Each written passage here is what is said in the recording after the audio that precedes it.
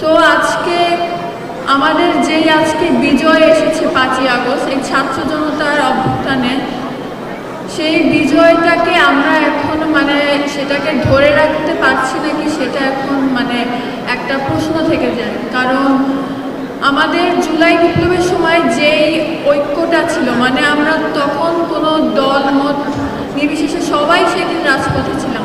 আমাদের মধ্যে কোনো রাজনৈতিক ভেদাভেদ ছিল না, আমাদের মধ্যে কোনো বৈষম্য ছিল না। সেদিন আমরা যে যার যার অবস্থান থেকে একমাত্র আমরা দেখেছি যে সাধারণ জনগণের রক্ত ঝরা দেখে আমরা সেদিন সবাই রাজপথে নেমে প্রতিবাদ করেছিলাম, আমাদের প্রতিবাদ জারি রেখেছিলাম। কিন্তু আজকে 1 বছর পরে আমি যখন দেখি যে সব কিছু, আমার মনে হচ্ছে যে সেই ঐক্যটা এখনও আমরা ধরে রাখতে পারছি না। আমরা সবাই যে যার মতো বিভেদ সৃষ্টি হচ্ছে আমাদের মধ্যে।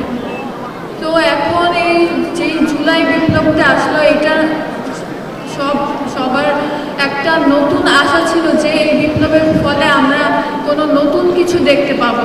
কারণ গত 16 বছর যাবৎ স্বৈরাচারী হাসিনা যে নির্যাতনগুলো আমাদের সাধারণ মানুষের উপর চালিয়েছিল, সেই নির্বাচনের যে নির্বিচারে হত্যা চালিয়েছিল গুম এবং জুলাই বিপ্লব,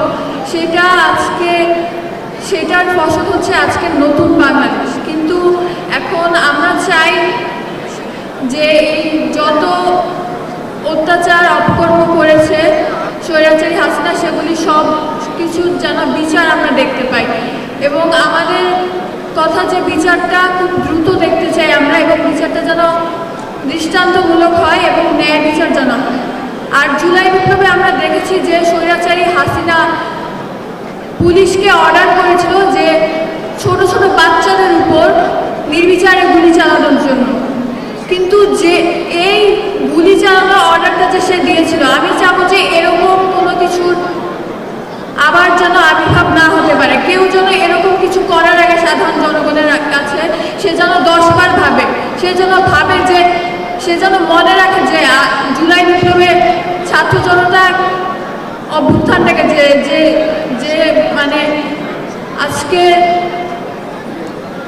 আজকে জুলাই বিপ্লবে আমাদের ছাত্ররা যে অভ্যুত্থান ঘটিয়েছে, সেটার ফসল হচ্ছে আজকে নতুন বাংলাদেশ। তো আমি চাইবো যে বর্তমান সরকারের কাছে যে এই সকল কিছু বিচার যেন নিশ্চিত হয় এবং আমাদের শহীদরা যে বৈষম্যহীন বাংলাদেশ চেয়েছিল, একটা শান্তির বাংলাদেশ, সেটা যেন আমরা দেখতে পারি। এটাই আমার আশা। আসসালামু আলাইকুম। আপনারা একটু হয়তো এখানে দেখতে পাইবেন যে এইটা, আর আমাকে আমার সন্তান হারানোর পর আমি ঘরে থাকতে পারি নাই, কারণ আমি কান্না করেছিলাম, রাক্ষসীর বিরুদ্ধে লড়েছে আমার সন্তান, আমি ধন্য। এই কথাটা বলার জন্য আমাকে আমার ঘরে আমাকে থাকতে দেওয়া হয়নি, এরকম কষ্ট আমাদেরকে সহ্য করতে হয়েছে। তারপরও আমরা এত কিছুর পরে কিন্তু আমরা বৈষম্যের বাইরে নাই, এখনো বৈষম্যের মধ্যে আমরা রয়ে গেছি। আমরা চাই এই বৈষম্যকে আমাদেরকে সবাইকে মিলে দূর করতে হবে। আমরা সবাই মিলে একনিষ্ঠভাবে কাজ করছি।